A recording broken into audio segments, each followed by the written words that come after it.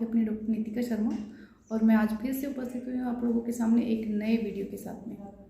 आज हमारे इस वीडियो का जो टॉपिक है वो एक्ने रहने वाला है, यानी कि मुहासे, इरप्शंस, बॉयल, अब्सेस, जो डिफरेंट टाइप के होते हैं वो हमारा आज का टॉपिक रहने वाला है। तो अगर हम most common type of acne से हम स्टार्टिंग करने वाले हैं इस वीडियो की। तो दोस्तों, क्या आप लोग भी एक्ने की परेशानी से जूझ रहे हैं? क्या आपको भी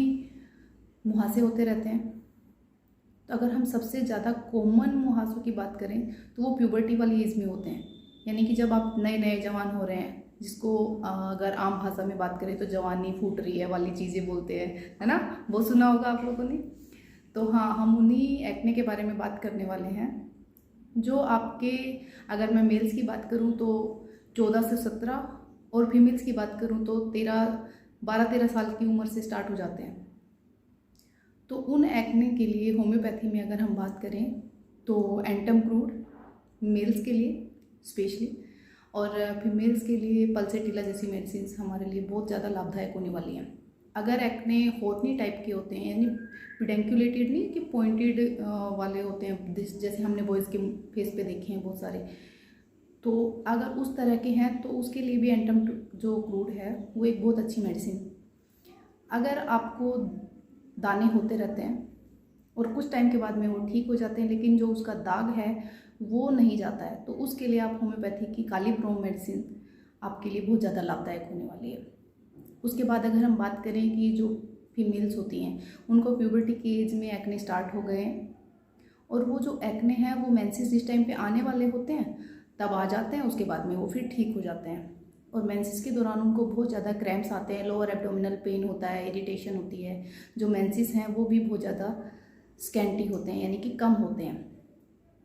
तो ऐसे केस के अंदर होम्योपैथी की मेडिसिन फेरामेट बहुत अच्छा काम करती है। साथ ही अगर रोगिणी जो है वो एनीमिक है तो उसके लिए भी ये मेडिसिन बहुत ज़्यादा लाभदायक होती है। अब अगर हम कॉमनली बात करें कि उसका प्यूबर्टी से कोई लेना देना नहीं है, उसके बावजूद भी आपको एक्ने हो रहे हैं, तो हम उसके करैक्टर के ऊपर जाते हैं। अगर आपके फेस के ऊपर दाने हैं और वो पस्चुलर है, यानी कि जो पिन पॉइंटेड उसकी नोक है, उसके अंदर पस है, अभी जस्ट हुआ है, वो आपको डस्ट की वजह से भी हो सकता है या किसी खाने पीने की वजह से भी हो सकता है, किसी भी वजह से वो अगर हो गया है, उसके सराउंडिंग एरिया रेड है और वो पेन लेस भी हो सकता है और पेनफुल भी हो सकता है, लेकिन वो अभी ताज़ा हुआ है, यानी कि उसको 2-4 दिन हुए नहीं हुए हैं, तो उस केस में हम होम्योपैथी की मेडिसिन बेलाडोना दे सकते हैं। अगर सडनली किसी भी वजह से आपको एक्ने इरप्शंस हो गए हैं तो उस केस में सल्फर और एकोनाइट, होम्योपैथी की दोनों मेडिसिन बहुत ज़्यादा लाभदायक होती हैं, लेकिन हमें चुनाव करना होता है कि हमें सामने वाले मरीज़ के अकॉर्डिंग कौन सी दवाई देनी है। अब उसके बाद अगर हम बात करें, जैसे कि हम कहीं नहर वाली जगह पे, नदी वाली जगह पे हम घूमने गए हैं और वहाँ पे हमने नहाया, पूल में नहाया, क्लोरीन की वजह से हमें एक्ने इरप्शंस हो गए हैं, वहाँ पे सोर्स जो है वो आपकी एक्ने का वो पानी रहने वाला है, चाहे हम बारिश के पानी की बात करें चाहे नहरों के पानी की बात करें। तो ऐसे केस में अगर आपको एक्ने हो रहे हैं तो होम्योपैथी की मेडिसिन रस्टोक्स बहुत ज़्यादा काम करती है। ओके, उसके बाद अगर आपको पैप्यूल हुआ, पस्चुलर इरप्शन हुआ है, उसके अंदर दर्द हो रहा है, टच करने पे वो दर्द बढ़ जाता है, तो ऐसे केस में होम्योपैथी की मेडिसिन हिपरसल्फ आपके लिए बहुत ज़्यादा लाभदायक होने वाली है। अब उसके अगले स्टेज की अगर मैं बात करूँ तो जिस टाइम पे वो एक्ने हो गया, वो दर्द वाली स्टेज भी पार हो गई है, अब उसके अंदर हमें ये पता है कि वो फूल चुका है, उसके अंदर पस है, लेकिन उसमें दर्द नहीं हो रहा है, उस टाइम पे होम्योपैथी की साइलेशिया मेडिसिन जो है वो बहुत अच्छा काम करेगी। ओके, अब हम बात करते हैं बॉयल्स के बारे में, कि किसी को बॉयल हो रहे हैं, बार बार रिकरेंट बॉयल होते रहते हैं, ठीक है, उसके अंदर से जो डिस्चार्ज होता है वो पुट्रीड, बहुत ही गंदा सड़ा हुआ येलो कलर का पस निकल रहा है। इस तरह का अगर आपको बॉयल या एब्सेस, दोनों में से कुछ भी हो सकता है, अगर ऐसा है तो उस केस में होम्योपैथी की मेडिसिन पायरोजन आप यूज कर सकते हैं। अगर आपको कोई घाव हुआ है और वो घाव ठीक नहीं हो रहा है, चाहे वो किसी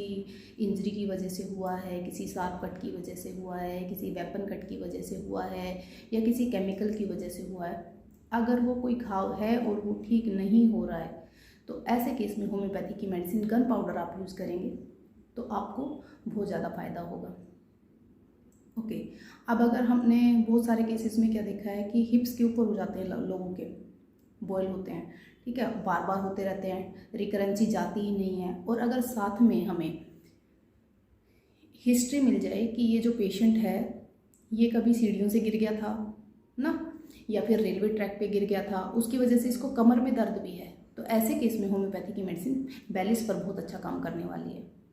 अगर हम बात करें प्यूबर्टी की एज में एक्ने स्टार्ट हो गए हैं और जो बच्चा है जो लड़की है, फीमेल है, उसको वो सडन मूड स्विंग्स होते हैं, वो बहुत ज़्यादा पीवीस है, यानी कि छोटी छोटी चीज़ों के ऊपर वो टच मी नोट वाले से सिम्टम नहीं होते कि छुई मुई वाला, कि जैसे ही हमने कुछ भी बोला उसको सारी चीज़ें अपने ऊपर लेने लग जाती है, छोटी छोटी चीज़ों में इमोशनल हो जाती है। इस तरह के अगर उसको सिम्टम है और एक्ने हो रहे हैं प्यूबर्टी के टाइम पे, उस टाइम पे हम होम्योपैथी की मेडिसिन पल्सेटिला से बहुत अच्छा काम करवा सकते हैं। तो दोस्तों ये बातें हमने एक्ने के बारे में करी, तो आपने देखा होगा कि डिफरेंट डिफरेंट टाइप के डिफरेंट करैक्टरिस्टिक वाले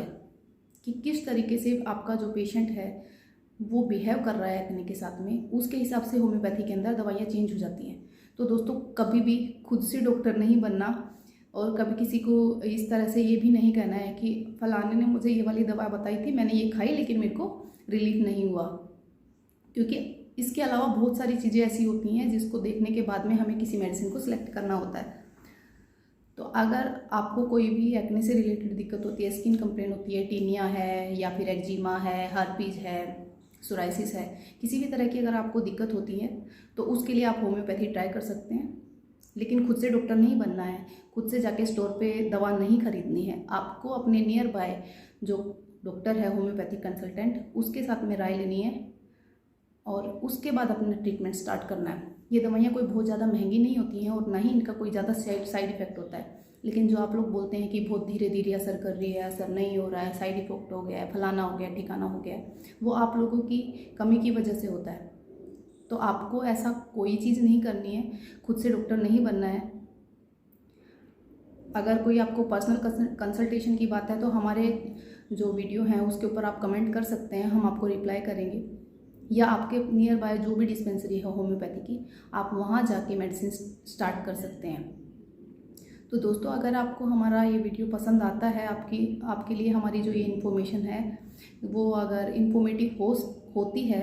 तो उसके लिए हमारे चैनल को प्लीज़ लाइक और चैनल को सब्सक्राइब और कमेंट ज़रूर करें ताकि हमें मोटिवेशन मिले और हम इसी तरह से और अच्छे अच्छे जो वीडियोज़ हैं वो आप लोगों के लिए लाते रहें। Thank you.